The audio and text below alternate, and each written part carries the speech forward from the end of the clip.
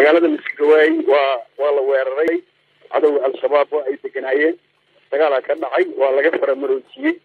waa carareen hadda farxadkooda ayaa ciidanku sii daba socdaa magaaladana hadda waa seef ciidanka ku dhex jira qaybihiisa kala duwan marka shaqadu sidaas ay u socotaa wax dhimasho iyo dhaawac midna ma jiraan way dagaal miya ciidanku kula wareegeen Miskigawaay mase kooxdu way isaga baxday oo intaan ciidanku soo gaarin ayay baneeyeen ay ma dagaal lagu wareegay waa carareen nimanka hadda waxa ku dhow waa socotaa meel fuleed ka socotaa ciidanka si daba jooga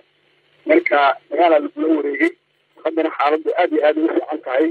insha Allah ta'ala wixii kale oo soo kordho xaaladana waa in soo wadaagi insha Allah ta'ala waya Miskigawaay galgaduuday ka tirsan tahay dabcan waxay muuqatay in shabeellada dhexe la iskala gudbay oo galgaduud gudaha aad u gasheen ciidanku muxuu yahay qorsho aad u ogtahay oo aad la socotaba dawladdu dagaal ay qaade waxa diijinayso midnimada dalka ayay waday oo la dagaalamay cadawga al-shabaab waana ogtahay inay gobollo badan la soo xoreeyay guud ahaan dalkana oo dagaal ka socdo marka ma ahan yani hadda Hirshabeelle iyo galguduud iyo mudug kaliya ma ahan dhammaan waxaa loo socdaa dalka guud ahaan waxaan fiirinaa maadaama aan galnay galguduud